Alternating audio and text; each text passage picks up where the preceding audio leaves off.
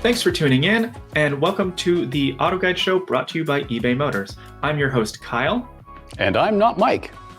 This week, we're doing things a little bit differently by having a special guest here to talk about a big 3 SUV comparison that we did. In addition, we'll be talking about the last V6 mainstream sedan, a new fun family Mini, not one but 3 Rivian models, and the biggest change to the American muscle car that we've ever seen. But before we jump into all that, here's a word from our sponsor. eBay Motors is here for the ride. Your elbow grease, fresh installs, and a whole lot of love transformed 100,000 miles and a body full of rust into a driveway entirely its own. Brake kits, LED headlights, whatever you need, eBay Motors has it. And with the eBay Guaranteed Fit, it's guaranteed to fit your ride the first time, every time, or your money back. Plus, at these prices, you're burning rubber, not cash. Keep your ride or die alive at ebaymotors.com. Eligible items only, exclusions apply. And welcome back. Now, before we get into our reviews and op-eds for the week, we should probably talk about our special guest, and that is Jeff Wilson. Jeff, why don't you tell everyone a little bit about yourself? Hi, wow, I like the title of special guest. I would have been happy with just guest, but special guest sounds even better. Let's see, I've been doing this automotive review and motorcycle review thing for a dozen or so years, enjoying it all along the way. I'm a freelancer, which means I get to contribute as regularly as I can to AutoGuide and, previously to Truth About Cars, Auto Trader, Vicarious Magazine, things like that. So the nice thing is I get to kind of do different reviews for different outlets and, travel the world and drive cars and see things. That's great. It's great to have you here. Thank you. And also help us with that big comparison, which we'll talk about in a little bit. So we're going to skip over that for our reviews, and we're going to talk just very briefly about the stuff that we've published this week. And that starts with the 2025 Mini Countryman SE. Now, I drove this. This is the third vehicle that we've published in as many weeks that I drove on a BMW event in Portugal. And guess what? They saved the best for last. I'm just gonna throw it out there. The Mini SE previously was a plug-in hybrid. Now it's full electric. It's only a little bit more money than before, but it's much bigger. You get a lot more power and space, and one of the coolest interiors I think that I've spent time in a while. Mini's done that for a while, though. They've never been afraid to just kind of give it their own style, regardless of necessarily the ergonomics being completely functional all the time, but they always looked cool, didn't they?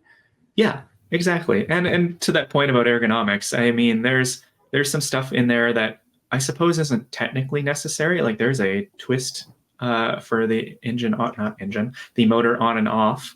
And I like that. I like that it's sort of like an old key. It doesn't need to be, but it's great. And all the controls are down near there, including a very tiny shifter. Yeah, I think it's a lot of fun.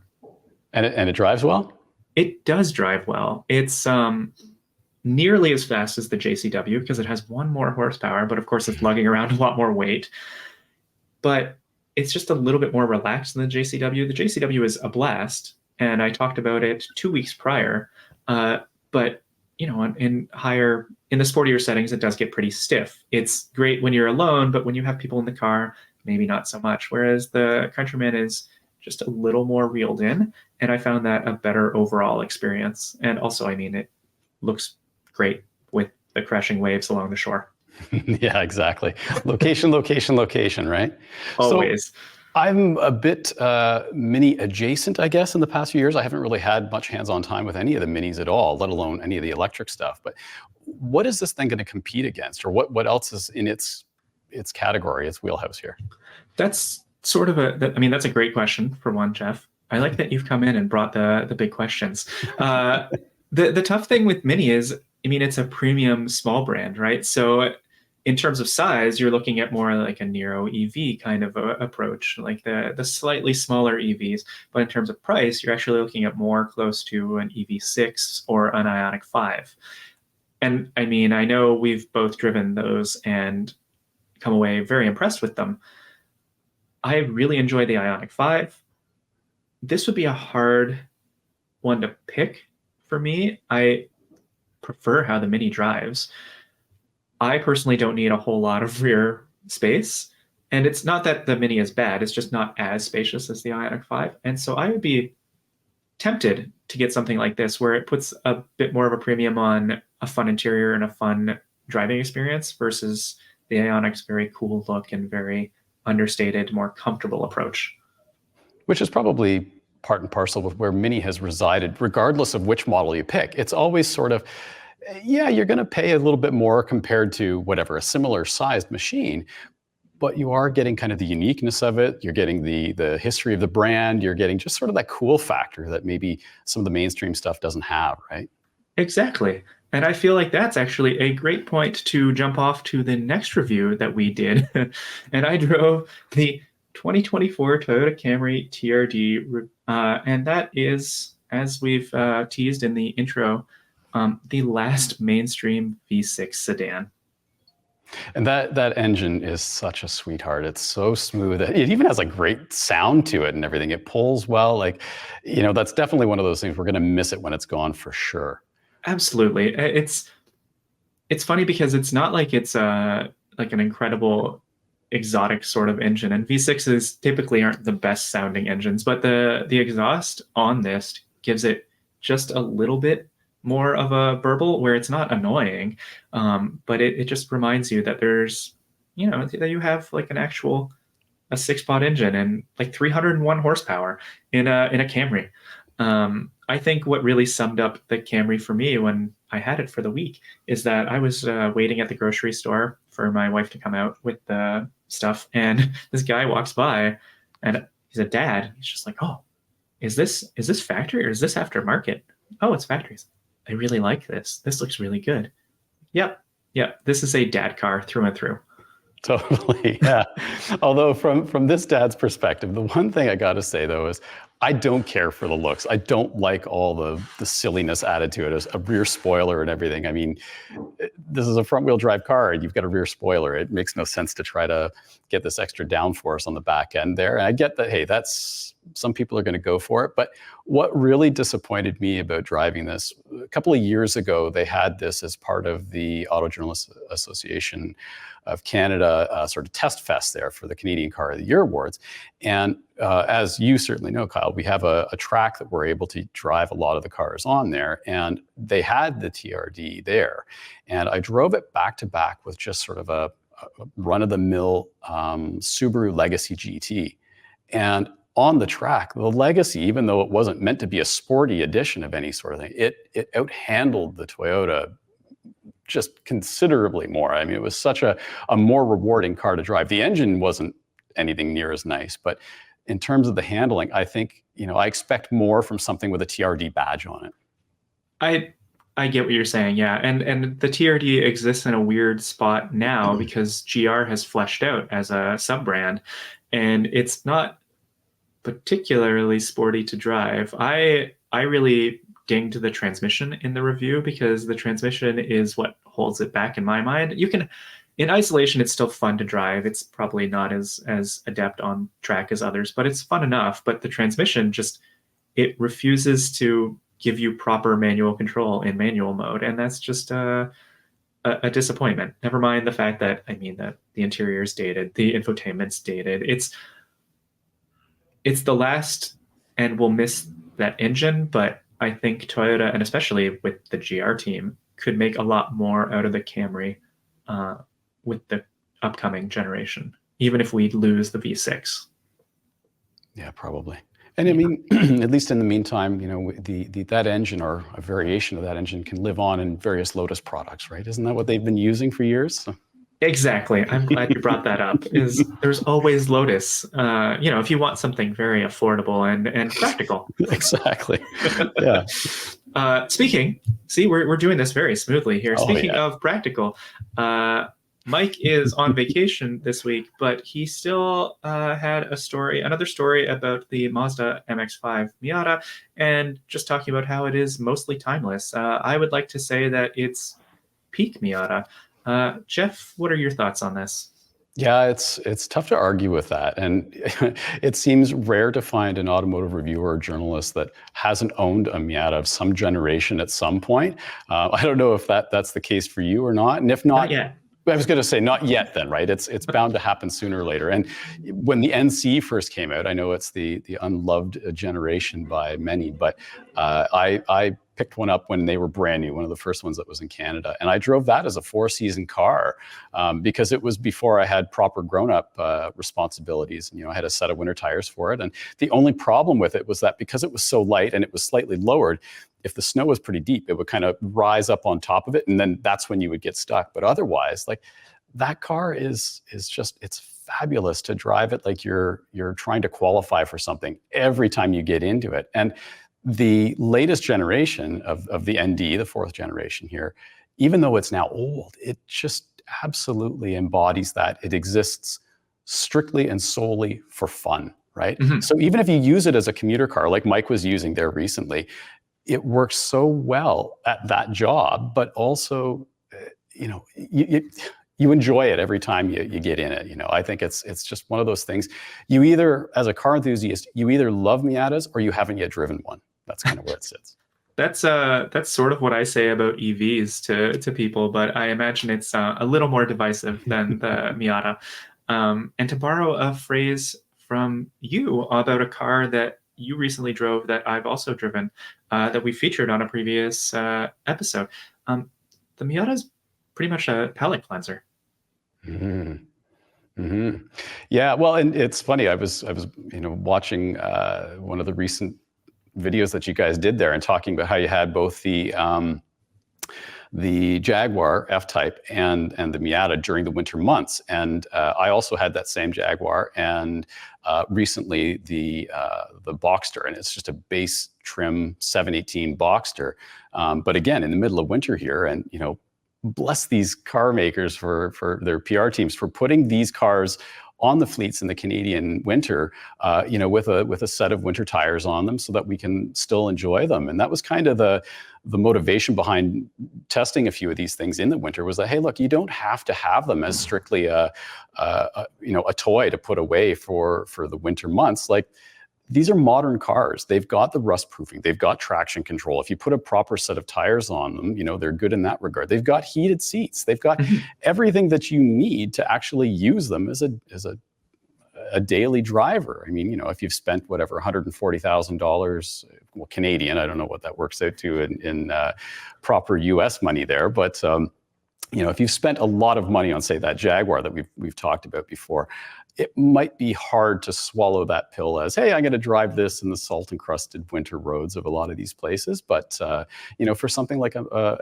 Miata there, I mean, why not? It's just a car. It is. And so I think in summation, though, if I highly advise that everyone who's listening or watching the podcast to go read Mike's article. But basically, he's right.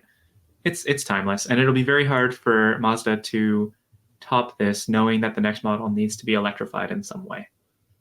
Enjoy it while you can, right? Exactly. And that's going to be the theme of the day here, I think. Yeah, enjoy it while you can. Yes, and also speaking of electrification, we're going to get into the news next, which is a whole bunch of electrification. And we start with the biggest news of the week, and we have lots of thoughts on this. The new Dodge Charger is a 3-door liftback EV. Yeah, it's sort of, just let the hush, cover on that. Let's let it sink in for a second. It's marinate. Yeah, exactly.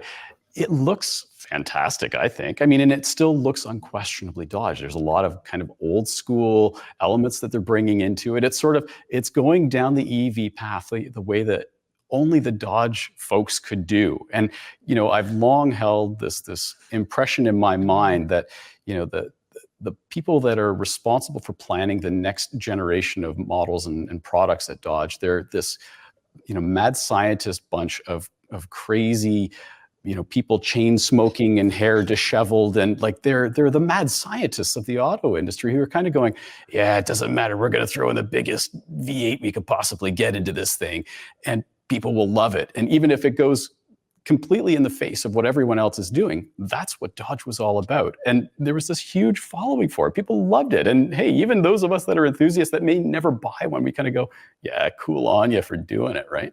It's true. Yeah, we drove we drove some of the last call models last summer, and like they're silly, and I know that they're out of date, and I don't really care. It's just fun, and so I'm really hoping that that idea of fun translates to this new model. And so I should probably throw out some stats for people who are listening who may not have caught up on the news this week.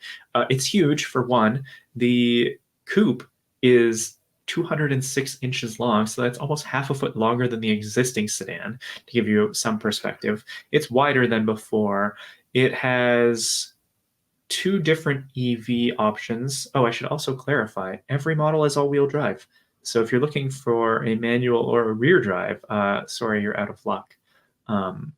But that being said, two different EVs. One is just shy of 500 horsepower. The other one, for now, is 670 horsepower. And then a little later in the year, they'll also introduce two models featuring the Hurricane engine, which is rebranded as Six-Pack because Dodge. And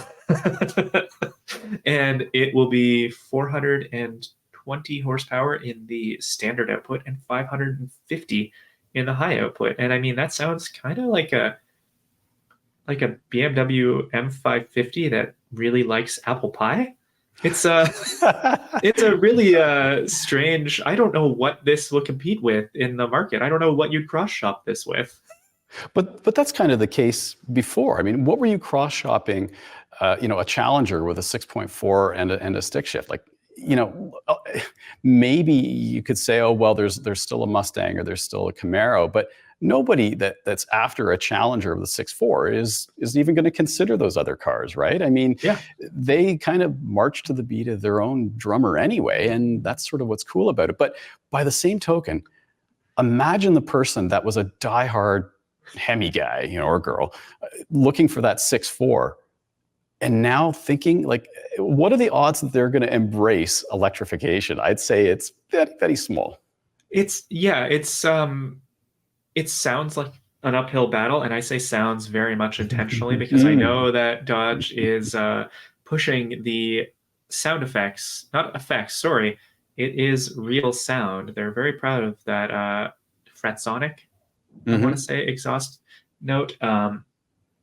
And I'm very curious. I've heard it briefly on the show floor, so I haven't really heard it out in the wild, and that would be a good judge for me. But I do find it kind of fascinating that, you'll still have overly loud cars just driving down the street late at night because, Dodge put in the effort. And so if people are worried about the noise aspect and why they're hesitant to buy, I think that could be addressed as best as it can in an EV. We're never going to get a replacement for the V8 noise. But if people want a good audio experience with their vehicle, well, then Dodge is looking at that. And in terms of straight line speed, they definitely still have that. The top EV will do 60 in 3.3 seconds, which is something no stick shift Challenger ever really could have done from the factory.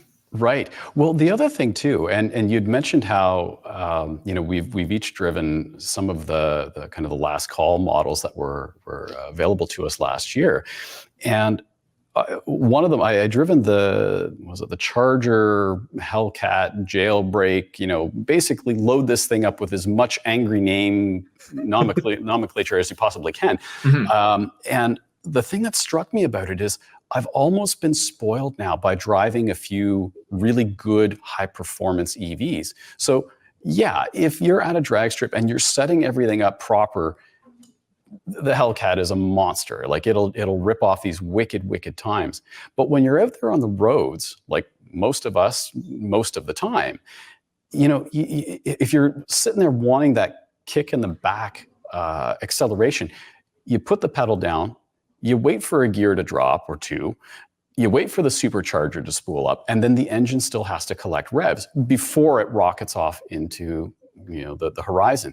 But if you've driven any of these modern, really powerful EVs, you know that as soon as you even flirt with putting the pedal down, it just rockets you into the back of the seat and you're already gone. Like there's that instantaneous wallop that you feel immediately that you just simply don't get from gas-powered cars, So I think it's interesting. You said earlier how, you either love them or you haven't driven them yet. And I think that's the case. And so I want so badly for these folks that are probably so absolutely against driving an EV. No, it's American muscle till the day I die.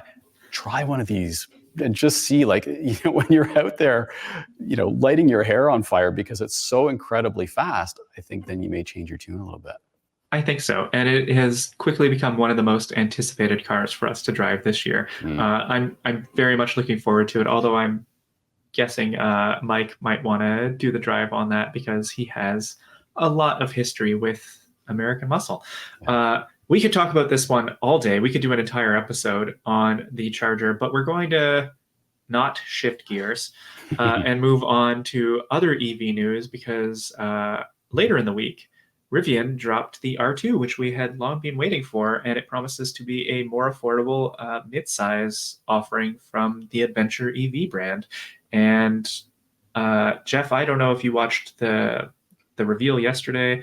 I saw a vehicle that's roughly RAV4 sized, but looks remarkably close to the R1 in terms of its shape, interior and exterior, and a more affordable price tag, which is a little under 50 in the US. I don't know what the price would be in Canada. They haven't given us that yet. Yeah, I know. Well, and like that's the thing, Rivian, even before, I mean, if you can get past sort of the goofy face on them, I mean, it's the unique face on them. Oh, I like it. I'm not. It's different. It's unique.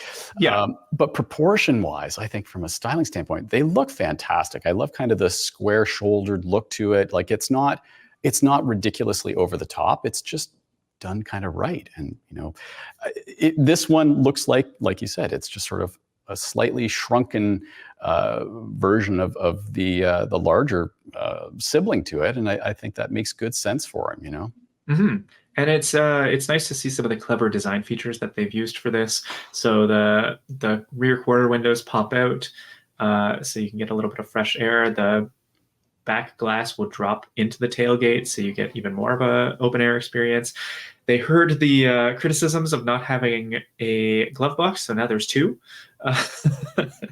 And I don't know if you've sat in a Rivian or spent any time around, or listeners or viewers for that matter.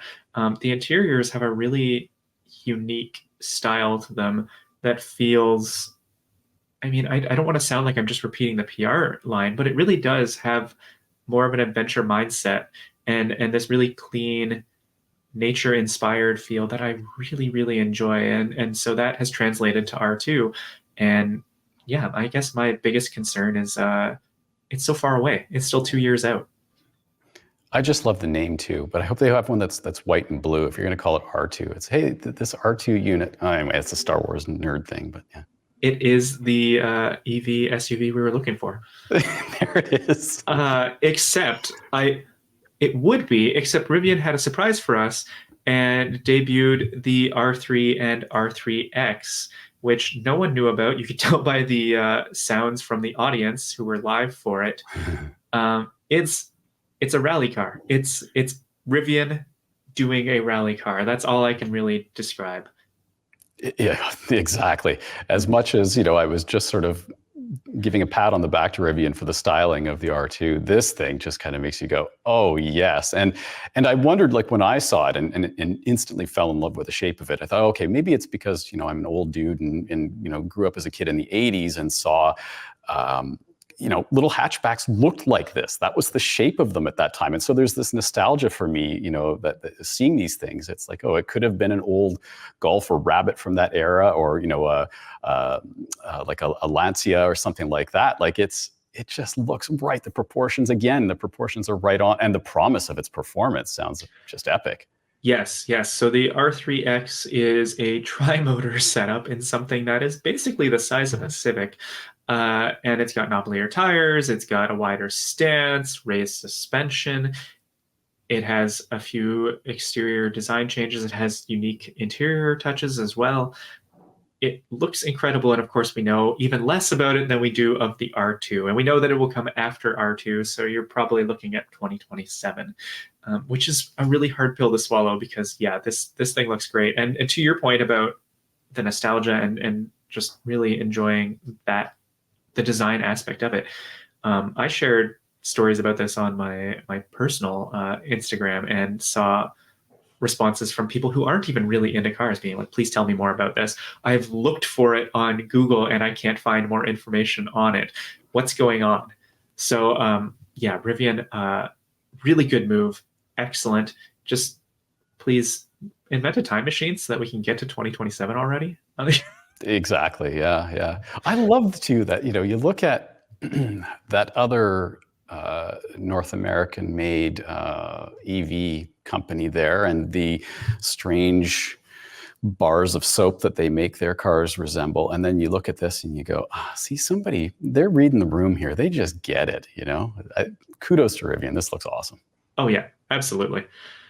Sticking with, sort of EV news. Boxy shapes? Boxy shapes. There we go. Yeah. Ram created a whole new division this week by spinning off its commercially focused products into Ram Professional.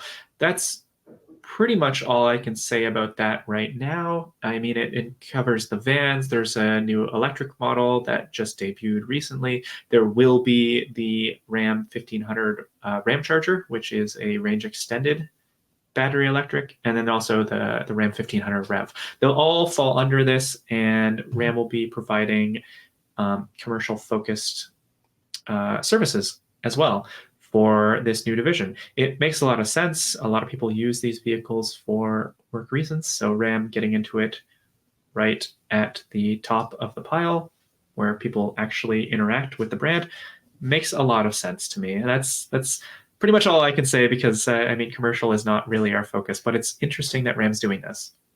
Yep, I've got nothing to add. And I skipped to the next slideshow, but I should also add that Ford had news as well for its commercial division where the E-Transit got a few upgrades. Their electric van got more range, quicker charging.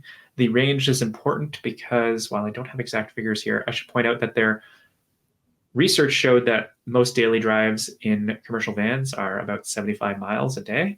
And the new range improvements mean that the low roof model now is at least double that. It's about 150 something. And so that makes it a little more useful, right? For people who need to do their stuff every day, but maybe can't get to a charge or a full charge end of day.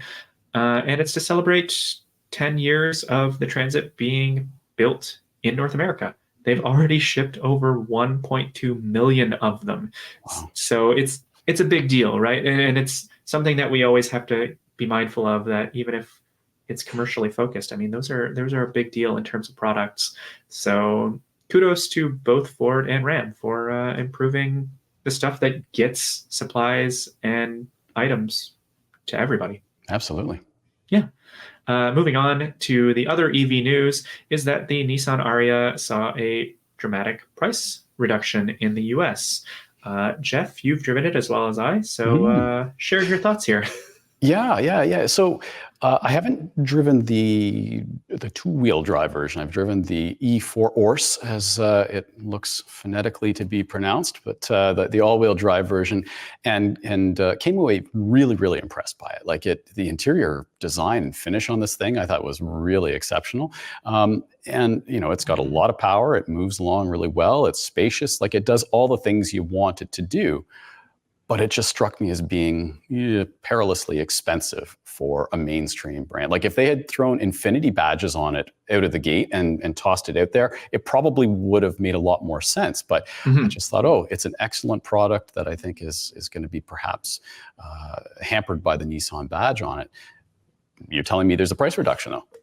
Yeah. So I agree with you. The interior is definitely Infinity worthy.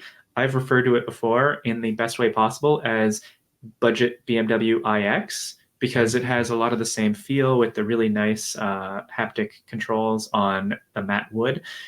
It looks great, but and the top trims, it gets very expensive. In fact, similarly to the Mustang Mach-E, which also had a price reduction recently. So I think this aligns more with our expectations for where the vehicle should fall, and I hope that it translates to better sales because the Ariya is a pretty solid EV. I really enjoy it. Yeah, Yeah, the category is really, it's doing well right now. I know that there was so much hype around the Ioniq 5 when it came out, and it sort of swallowed up everyone's attention for a while there, and then the EV6 as well. But we shouldn't forget about alternatives like the Aria and the ID4. I mean, I just drove the new updated version of that last week and was blown away. I mean, it is absolutely up there with the best of the class now as well. And it's these incremental changes that these guys are doing now. These companies are doing now every year to the EVs that really makes. Well, it's exciting for the competitors as long as, for the consumers, as long as you're not the one that bought last year's model. I guess that's the big challenge there. Yeah. But I mean, if they offer updates or upgrades that are factory available, then that solves some of that issue. But yeah, I agree. It's been really great to see the incremental updates. And so, yeah, that's pretty much it for us for the news. We've had a lot to talk about, but we're going to come back and talk about a 3 SUV, 3-row luxury comparison. Before we do that, though, another word from our sponsors. eBay Motors is here for the ride. Do you remember your first car? I sure do. I was fresh out of university and I wanted nothing more than a car. So I went to some dealers with two things in mind. I wanted a two-door coupe and I wanted a manual transmission. After looking around, I finally ended up with a 2003 Oldsmobile Alero coupe with a 5-speed manual and a 4-cylinder engine. A lot of people didn't understand why I bought that car, but I loved it. I would take it everywhere. I also wanted to modify it. I put a lot of parts on that didn't work. I put on some wheels and they ended up ripping apart my rear brakes and I had to get rid of them. My intake, my exhaust, my suspension, and some interior bits were all custom made. It would have helped so much if there was some sort of way that I could get guaranteed parts for my car back then. Another thing I loved to do with the car was I would take it drag racing. I would do low 15 seconds and thought I was so fast, which I wasn't. But you know what? I was having a blast and I was getting to run the car harder than I was allowed to on the street. I also went to a lot of charity car shows, road trips, and weeks up at the cottage. I had the car for almost 2 years until one day it was written off in a snowstorm in Detroit by a mail truck. It was a sad day, and I really miss that car. One day, maybe I'll get another Alero, but for now, I'll just have good memories of this car and how much fun I had with it. With over 122 million parts for your number one ride or die, you can make sure your ride stays running smoothly. Brake kits, LED headlights, roof rack, bumpers, whatever your baby needs, eBay Motors has it. And with the eBay Guaranteed Fit, it's guaranteed to fit your ride the first time, every time, or your money back. Plus, at these prices, you're burning rubber, not cash. Keep your ride or die alive at ebaymotors.com. Eligible items only, exclusions apply. All right, and welcome back to the show. Now, as I mentioned earlier, Jeff is here as a special guest because he helped us with a 3 SUV comparison, and that is between the Lexus TX, the Acura MDX, and the Infiniti QX60. Now, Jeff, which one did you start in for the week? Yeah, so I mean, as the freelancer, I'm basically just dictated to what I'm to pick up for these comparison tests. And I got to admit, when I was told that I was saddled with the Infiniti, I was kind of, oh man, this is the one that I've already driven. It was sort of, it's older news kind of thing, and grabbed the keys, got in, and went, oh, this thing is swankier than I expected. It makes a heck of a great first impression, and then. Showing up at the comparison test day, I got thinking, wow, this is pretty neat that even just amongst these three, never mind all the rest of the models that are available in the segment, but amongst these three, consumers have a lot of choice for a lot of variation in terms of what you can get for a 3-row luxury SUV. And, the Infiniti kind of came into this as a bit of a dark horse. I don't think any of us really paid that much mind to it. It was almost a, oh yeah, we should include it kind of thing. Mm-hmm. And it made a heck of a great first impression. And even throughout the comparison test, it really, I think I can speak for all three of us, it surprised all of us that it did far better than we had expected it to do. Oh yeah, absolutely. It came in with some of the lower numbers in the comparison. Some of those are good because, I mean, it's far and away the most affordable. And so, yeah, it's a luxury vehicle, but you're saving a lot of money. The least powerful, the only one without a turbo. So even though it's the least powerful, you also have to rev it more. And Yeah, I hadn't actually driven one because I just keep missing it. The QX60 has been a weird curse almost for me in the industry where I've tried to drive it about 3 separate times, and every time something has come up and I haven't been able to. So this I finally could. And yeah, the interior is super swanky. And I think that really earned it a lot of points early on because if you're buying a 3-row luxury crossover, you're buying it because you want a really nice interior experience, right, for the whole family. And the QX60 provides that in all 3 rows.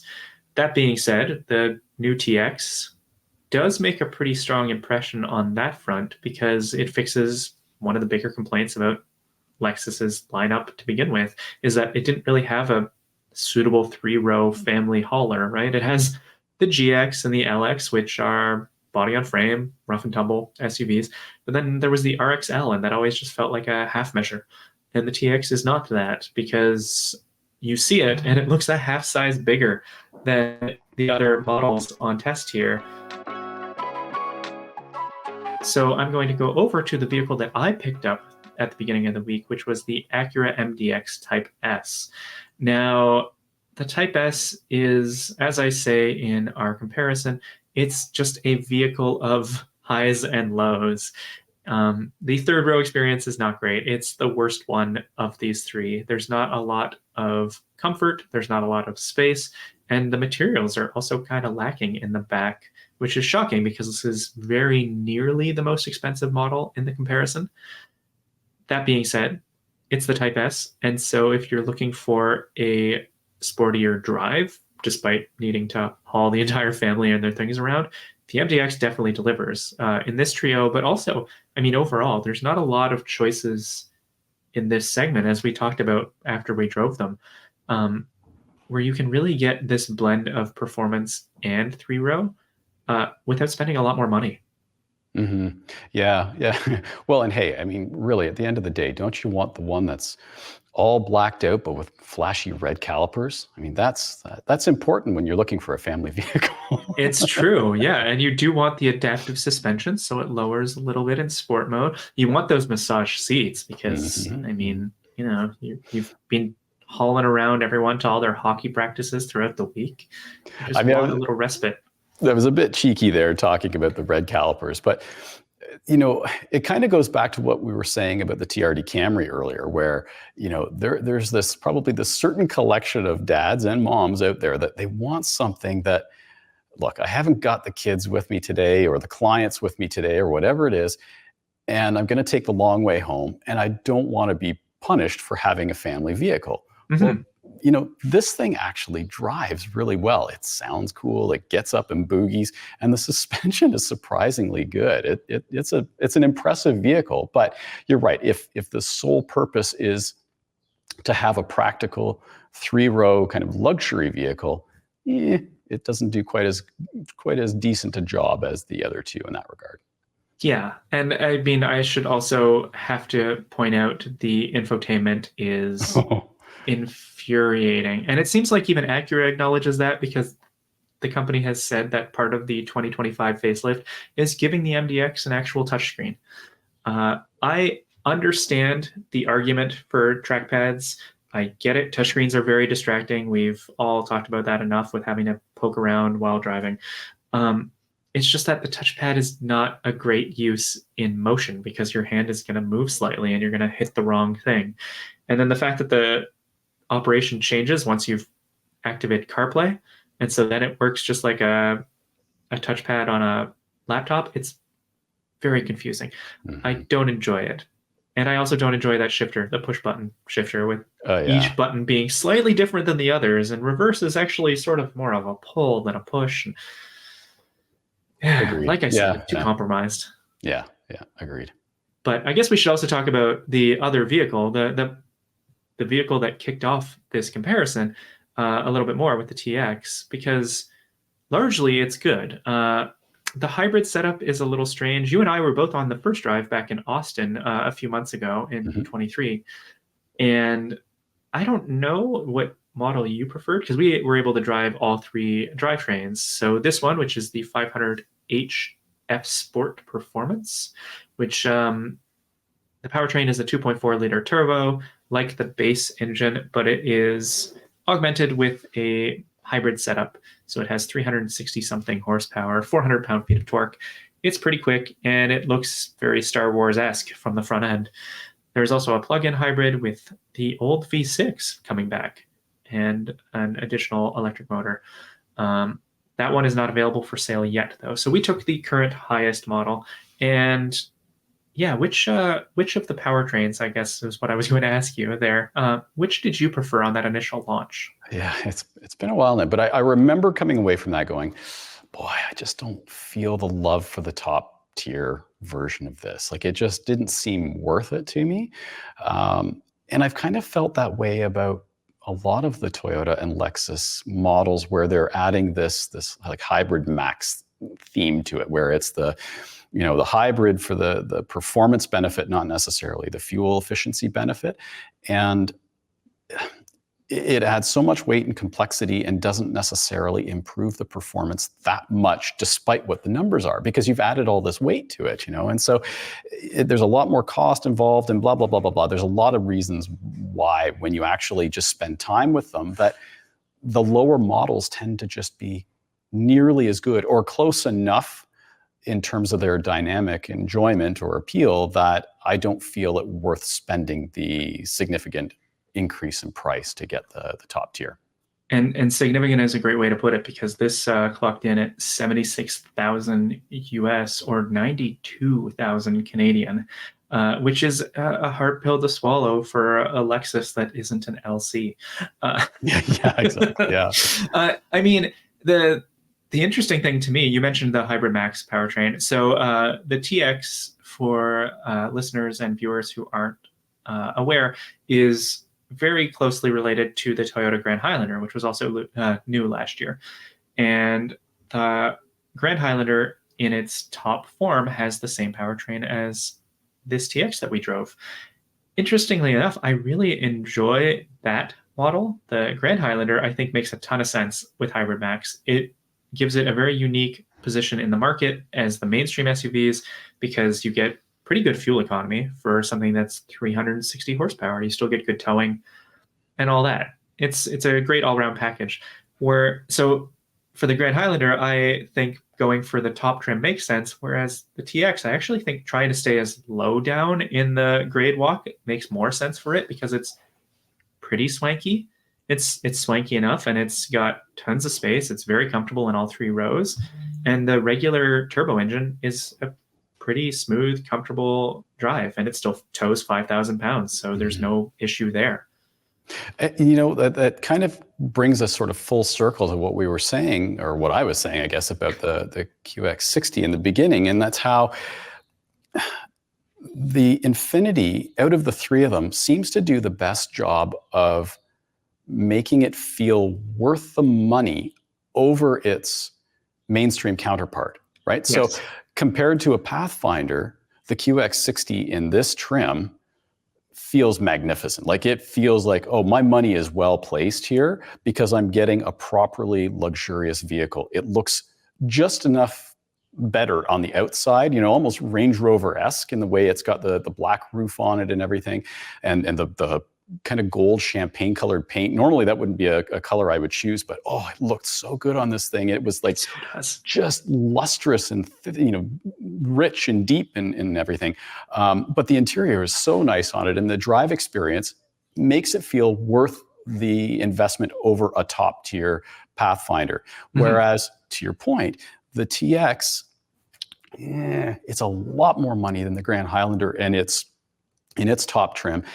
And the Grand Highlander in its top trim is really, really good. So I don't know that it's worth spending that much more money to step up to the premium brand in that regard. And, a top tier Pilot is really, really good.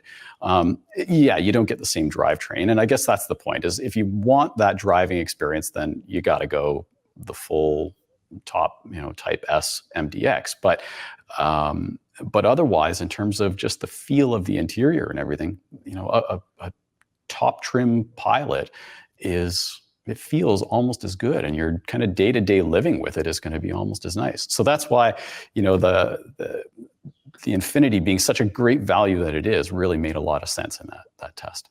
It's true, and it's why we ended up crowning that the winner.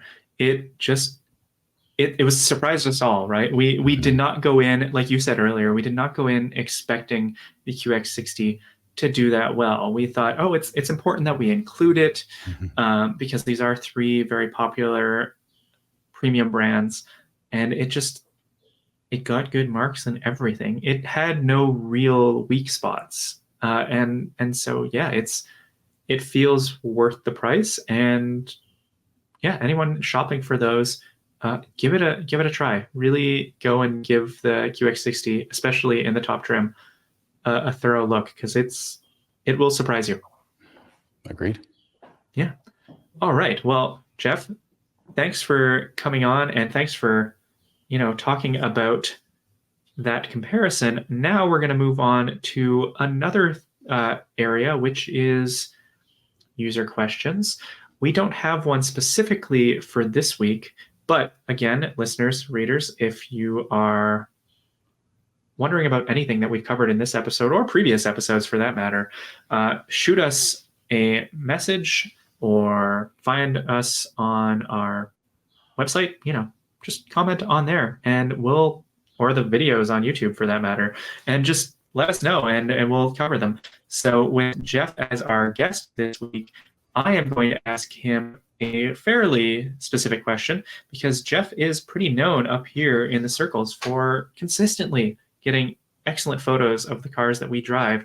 And so, Jeff, I need to ask, what is the inspiration? What drives you to get good photos, and why is taking photos of cars such a fun hobby? Well, thank you for the compliment, first of all. And having seen the shots that you take, this is high praise coming from you to be given a compliment, because I'm very much a fan of your work as well.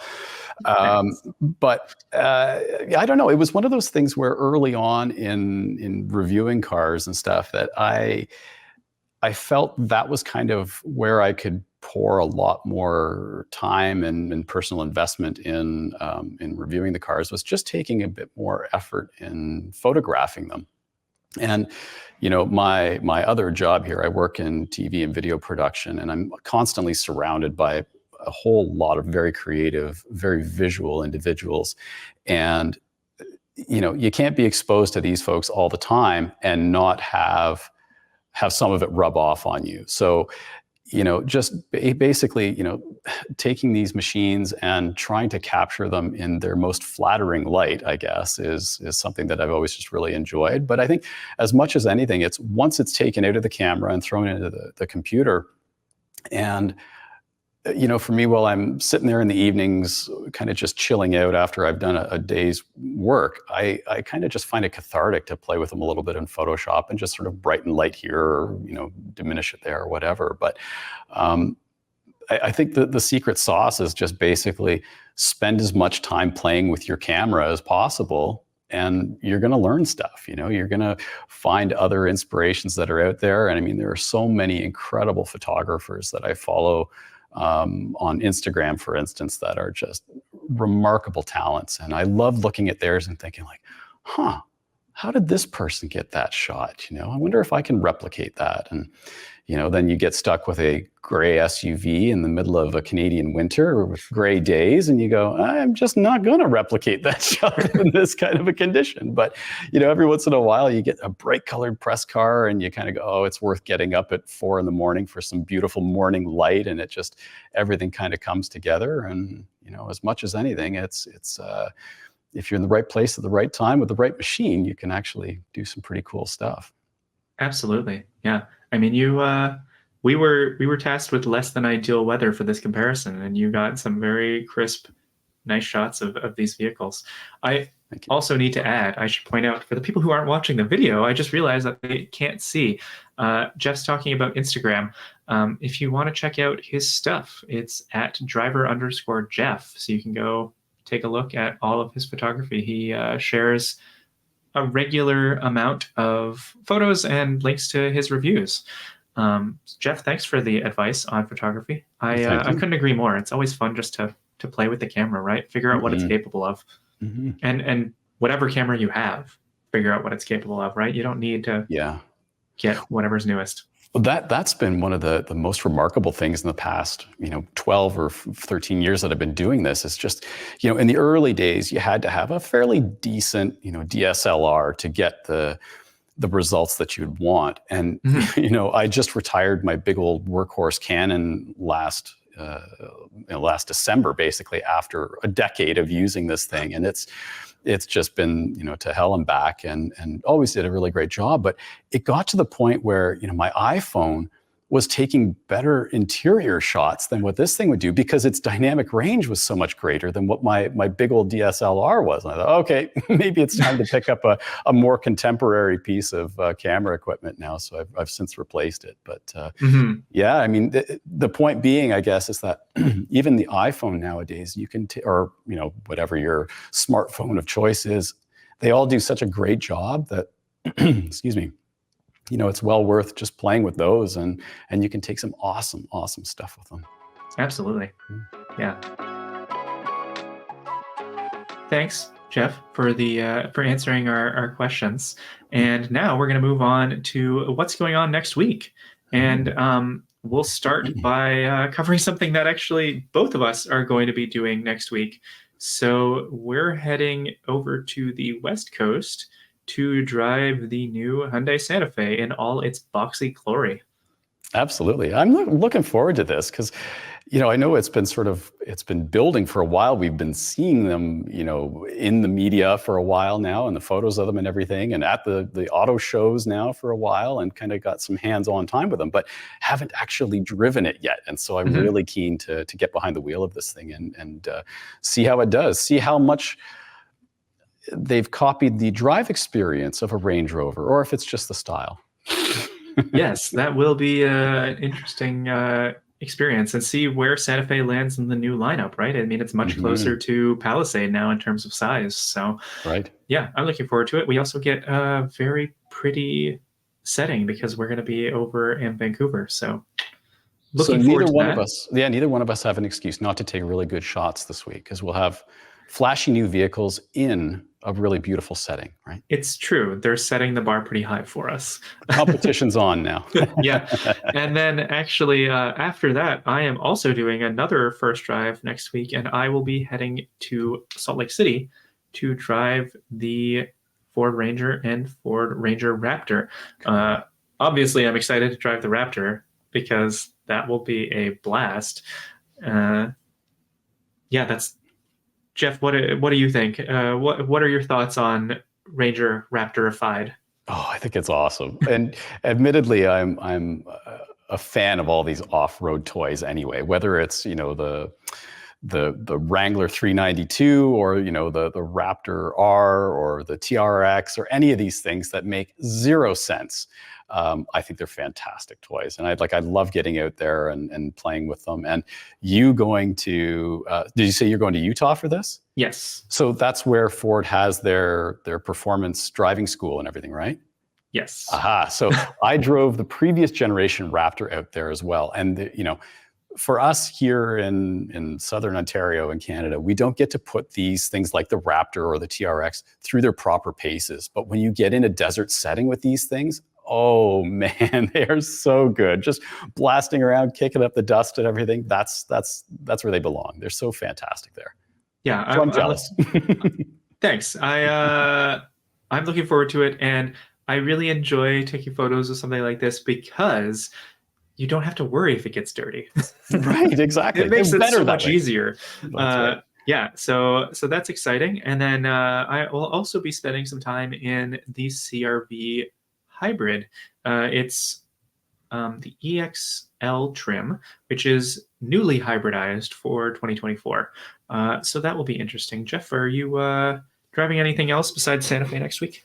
I am. So while I'm out west, I'm going to stick around for a few extra days, and I'm picking up a 4Runner TRD off-road, which, as we all know, it's probably one of the last true dinosaurs out there roaming the earth, and I absolutely love it for it. I love that it's the old school engine, and everything is simple and archaic, and maybe it's a nostalgia thing again, but I really appreciate that it is just such a a proven entity, and I mean, it's almost a meme now in its existence, how it's so indestructible and you can put it through anything. And while I don't intend to abuse it, I do intend to actually do some off-road while I'm out there. And you can't take that kind of a vehicle and not hit some trails with it. So exactly.